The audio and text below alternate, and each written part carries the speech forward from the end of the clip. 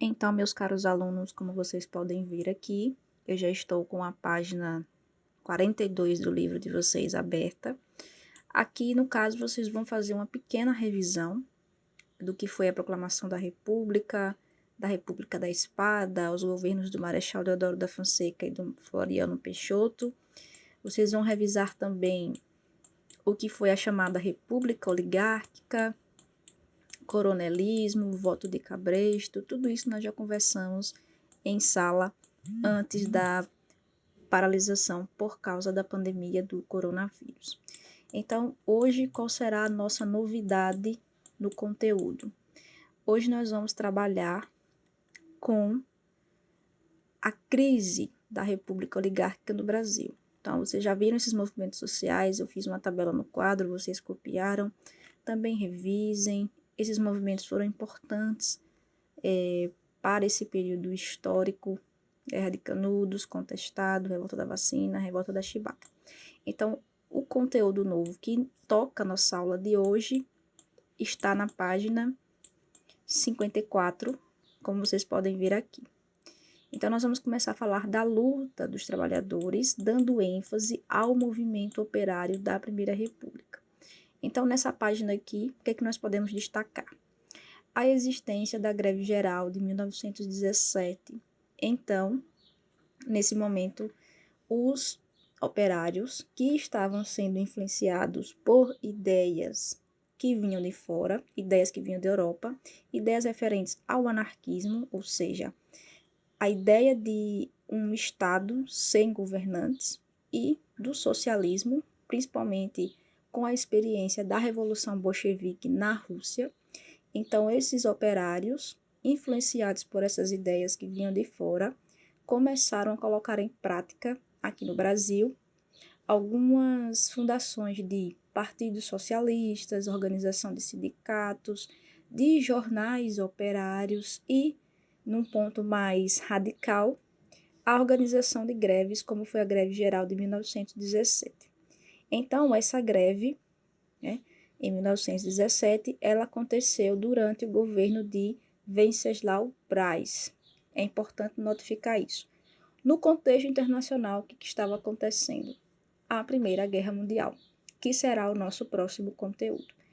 Então, anarquismo, socialismo, em 1922, como nós temos aqui, é importante destacar a criação do Partido Comunista do Brasil, mas aí o governo de Epitácio Pessoa logo tratou de colocar esse partido na ilegalidade, porque eles acreditavam que era uma ameaça e que esses comunistas queriam provocar uma revolução e assumir o governo do Brasil. Então, aqui na página 55, vocês podem ver, ó, nós temos uma imagem dessa greve geral que aconteceu em 1917.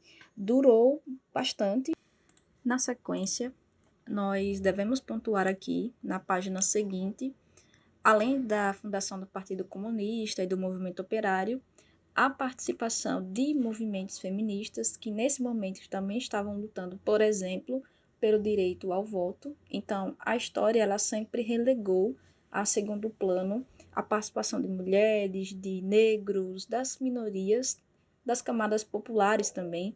Então, é uma tendência da historiografia recente trazer à cena, trazer nos livros a história das mulheres, por exemplo, que foram por muito tempo deixadas de lado. Nós temos agora outro assunto importante, outro tópico, para que você consiga entender esse momento de crise da República Oligárquica. Já tivemos as manifestações dos trabalhadores, agora nós temos o tenentismo. Isso é muito importante. Os tenentes, eles se tornaram uma alternativa para as classes médias populares. Eles eram uma alternativa contra as oligarquias. Então, foque bem nisso. Os tenentes eles estavam contra as chamadas oligarquias. E quais eram as maiores do Brasil naquela época? Como eu já falei, São Paulo, Minas Gerais, Rio de Janeiro, Paraíba e Rio Grande do Sul eram as mais destacadas. Então, o tenentismo ele teve uma fase heróica. E essa fase heróica ela se divide em alguns movimentos. Por exemplo, nós temos aí na imagem a foto que representa a revolta dos 18 do Forte. Não sei se você conhece, mas em Aracaju nós temos um bairro que se chama 18 do Forte, talvez em alusão a esse movimento aí. Essa revolta do 18 do Forte também é conhecida como Marcha dos 18 do Forte. Então, nós temos aí uma série de movimentos que os tenentes organizaram justamente para chamar atenção contra as oligarquias. Essa era a principal tendência do movimento tenentista. Então, não esqueçam disso.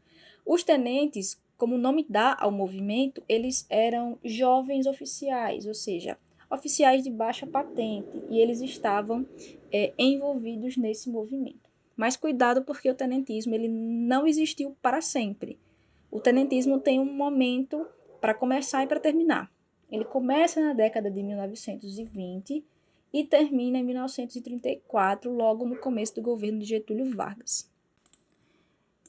Então, gente, dentro dessa fase heróica dos tenentes, como eu acabei de falar, nós tivemos aí dois outros acontecimentos importantes. Um levante em São Paulo em 1924, qual era o objetivo? Uma revolta nacional e a derrubada do presidente da República, Epitácio Pessoa, que na época governava o Brasil. Eles conseguiram tomar o governo da cidade de São Paulo, ou seja, o governo estadual, né? Foi o que eu quis dizer, e apesar de ser um movimento com características militares, ele teve um importante caráter político, porque ele almejava retirar o presidente do cargo. E além disso, nós tivemos o apoio da população civil, como estudantes, do operariado, que eu acabei de falar, e das classes mais populares. Então, nós temos o Levante de São Paulo, em 1924, e a chamada Coluna Paulista, Coluna Prestes. Mas atenção, não existia uma única coluna.